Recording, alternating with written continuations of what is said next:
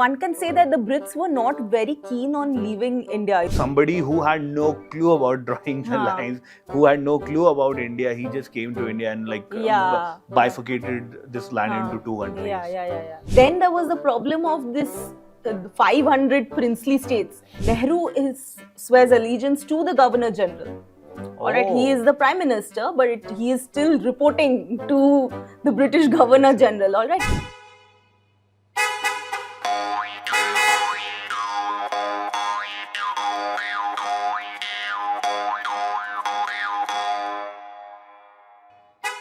All right, this is the very first episode of this brand new podcast called Past and Curious. Why Past and Curious? Because we'll be talking about past, and I'll become a curious kid. Sorry for the fumble, but you're watching the Indian Express. I'm Abir Lahiri. Joining me today in conversation is Adrija Roy Chaudhary. Did I pronounce your name correctly? मैंने शायद कुछ कई बार अद्रिजा बोला. It's Adrija. No, it's Adrija. It's Adrija. Oh, sorry. Adrija Roy Chaudhary. Yeah. Welcome. स्वागत है. Thank you, Abhi. Today, for the first episode, since we are launching this on the 15th of August, let's talk about the history of India. How the Britishers came to India, not exactly that, but why did the Britishers give us the freedom? How the world reacted to it, and was India actually free? So these are primarily the three topics which I thought of like asking you questions about. These are three topics जो मुझे बहुत interest कर रहे थे, and I thought let me have this conversation with you today on this. ठीक है. Let's start with why actually Britishers gave us freedom. A popular belief in the social media circle or कई celebrities in the public forum, in stages, a lot of people have quoted this. कि World War II में Britishers were like literally bankrupt. They didn't have money to manage colonies, and that's why, along with India, multiple other countries were formed post British rule. How true is that, and what exactly is the scene there? It's actually, there is a lot of truth in this. That see, in 45, the Second World War comes to an end.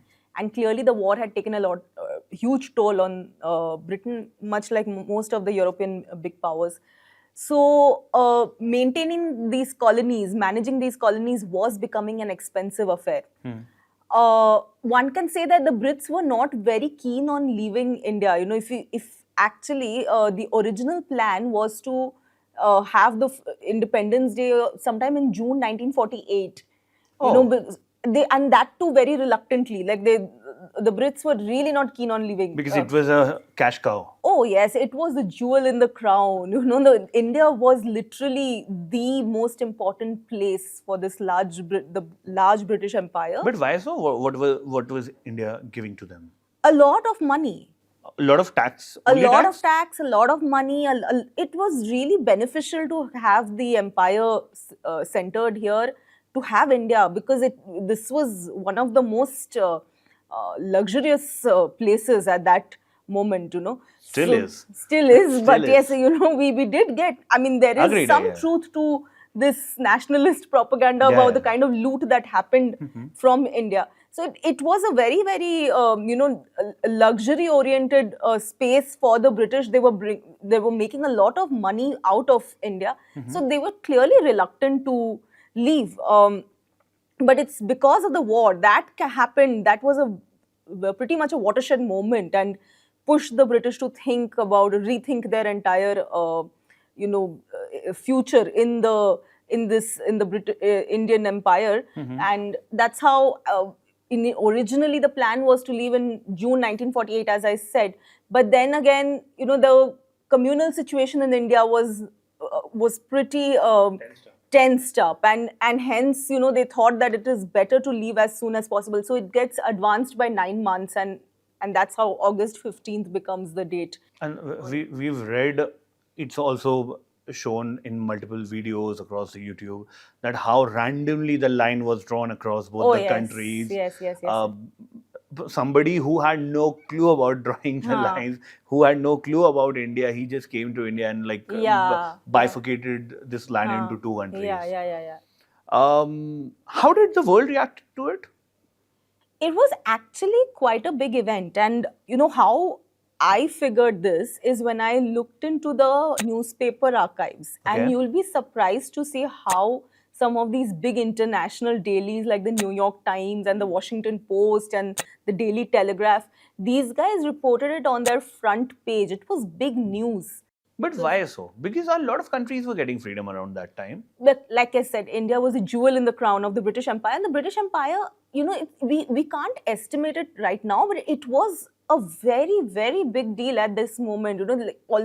A very large chunk of the world was under Britain's rule. And Okay. in this huge chunk, India had a primary place, a primary position, which is why it was referred to as the jewel in the crown. Okay. So the very fact that the Brits were leaving India, that was very big news. Okay. For all those people who are watching this podcast, we'll put across the images of the newspapers which carried this news way back in 16th August 1947, Yes, technically, right? yes, 16th August yes, 1947. yes. Yeah. You were saying something. So That- one is the fact that India is independent, and not just independent. It's not just one country. It's now two countries. So the Brits are leaving behind not just India. It's leaving behind India and Pakistan. There's a lot of bloodshed happening here. There's a lot of turmoil, chaos, a lot of fighting, A lot of riots, confusion, a lot cultural of confusion. Yes, all of this. So it immediately makes to the front page of most of these major newspapers. So clearly, it was a very big world event.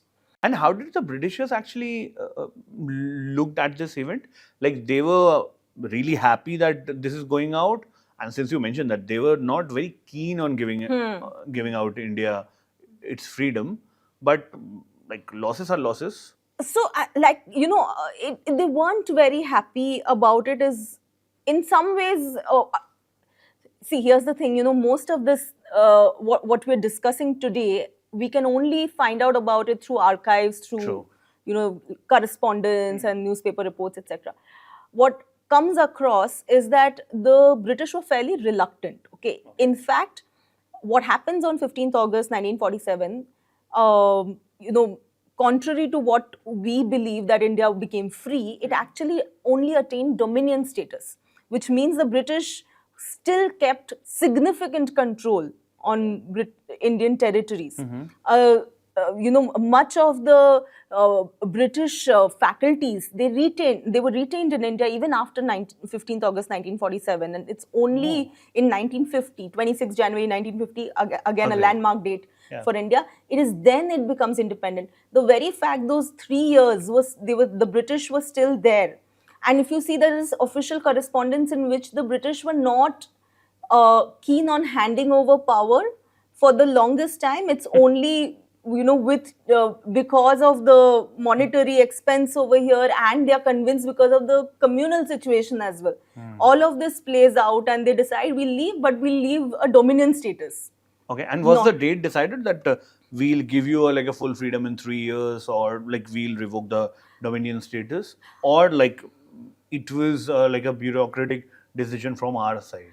I am not completely sure about Okay. it, because the thing with the dominion status is it's actually a very unique thing in India that the dominion status was very short-lived. If you see most of the other British territories, Yeah. it's much longer. Pakistan, I guess, 50s? 56. 56. Yeah. Australia still Yes. is a dominion country. In Canada, it went on till the 1980s. True. It was still dominion. Yeah. Then New Zealand. Aaj bhi dominion. Formally, it never became completely independent. Independent. But with time, the dominion, this terminology, Depleted. it sort of went out of use. But it never really became. There was no formal. Way of, so in that sense, India becoming completely an independent republic, that was a unique thing. But how it was decided on those 3 years, that I'm not completely sure. I would have to look it up at some point. Okay. And what was different, like from a full freedom to a dominion state? Quite a few things. So, see, basically, what the dominion status means is that these are autonomous communities within the larger British Empire. Okay. They are equal states, but they still have allegiance to the crown. All right. So the King George is still has some amount of power. Okay. At least, symbolically, he's still the king Okay. of the Indian, if not empire, if of India. Of India. The Mountbatten is sworn in as the first Governor General. Oh. So it's not as if the entire thing has transferred to the Congress. It's Mountbatten is Governor General. Nehru swears allegiance to the Governor General.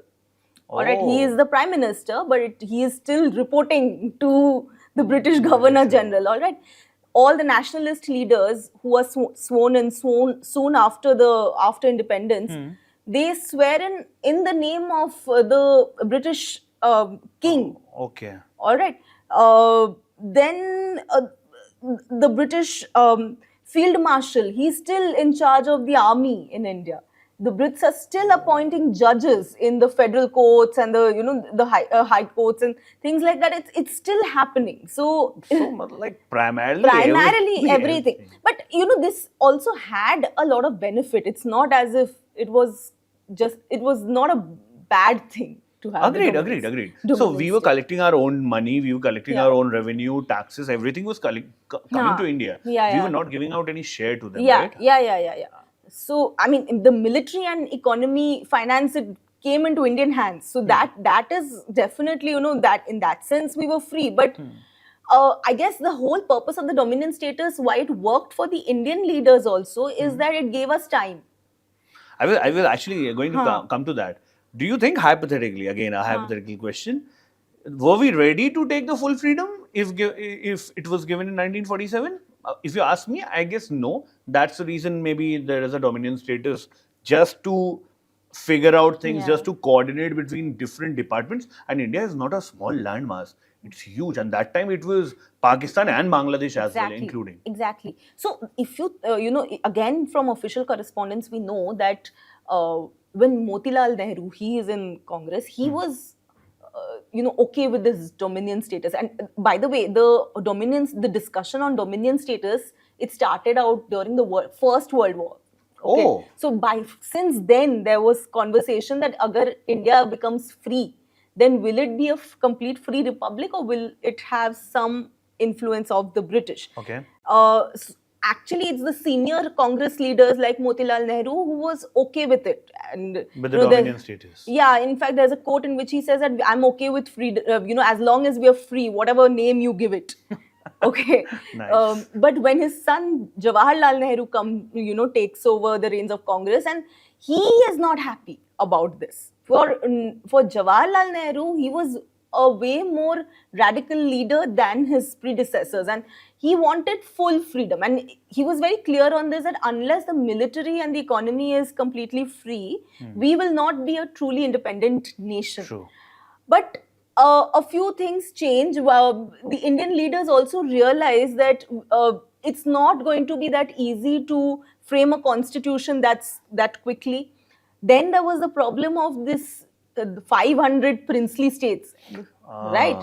So the princely states, they were a tricky terrain. They had these treaties with the British. They were autonomous in some ways. And they were enjoying to the utmost level. Absolutely. They were fairly pampered by the Brits as well. True. So, and they were not part of India. Yeah. Indian territory that we see today, these princely states were independent. They were regions of their own.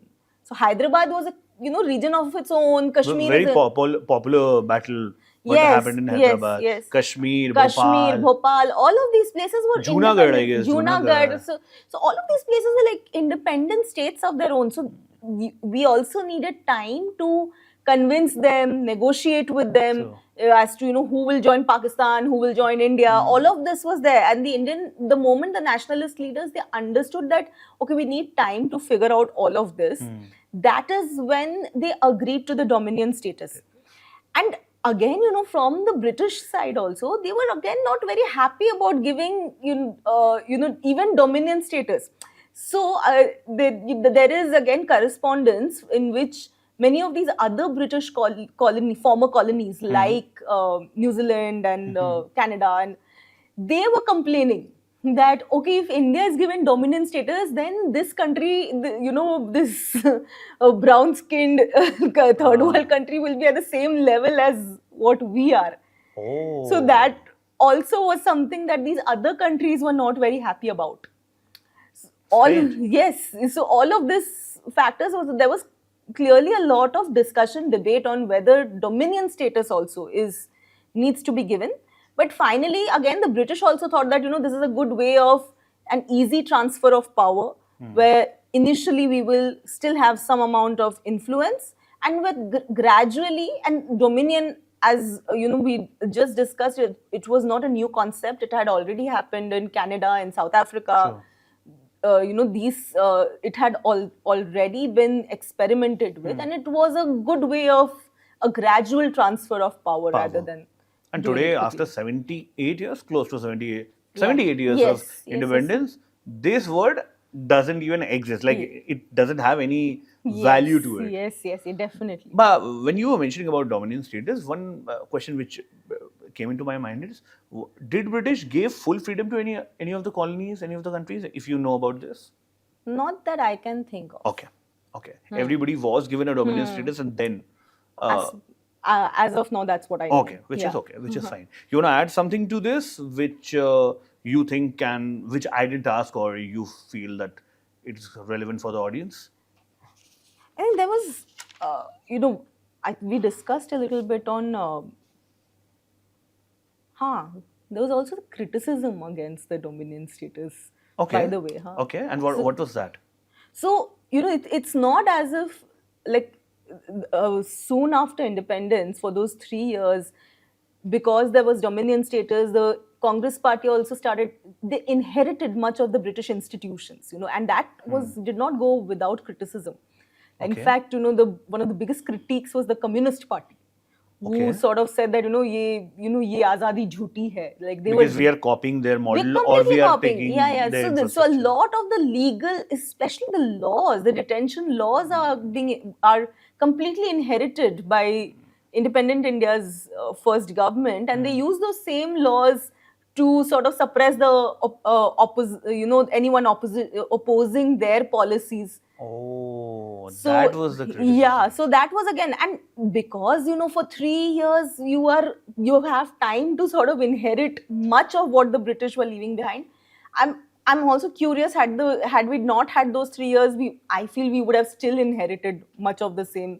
Agreed, because you Yeah. don't have a reference point to create something new, Yes, right? yes, You yes. always need a reference point, and you weave the story around it. So copy तो होगा, मतलब हाँ, yeah. पूरे world के laws कहीं ना कहीं से people will copy it, right? And like it's said that India is a British project. So, We still well, use the infrastructure, like yes, no yes, denial to that. yes. A lot of rules, a lot of with the BNS Bharat Nyaya Sanhita, few things have changed, but the laws are still the same. You have given Yeah. them a new name, a new section, and a lot of other things. But technically, the law is no. Robbery is robbery. You can't just rename it to anything else. Yeah. Anything else you want to add? No. That's That's all from our side as well. Thank you for watching this episode. I'll put the link to all these research driven articles of the Indian Express in the description. You can actually read. These are written by Atrija. Thank you for joining us in this conversation. This was the very first episode of Past and Curious. We'll see you next week. Ta-da.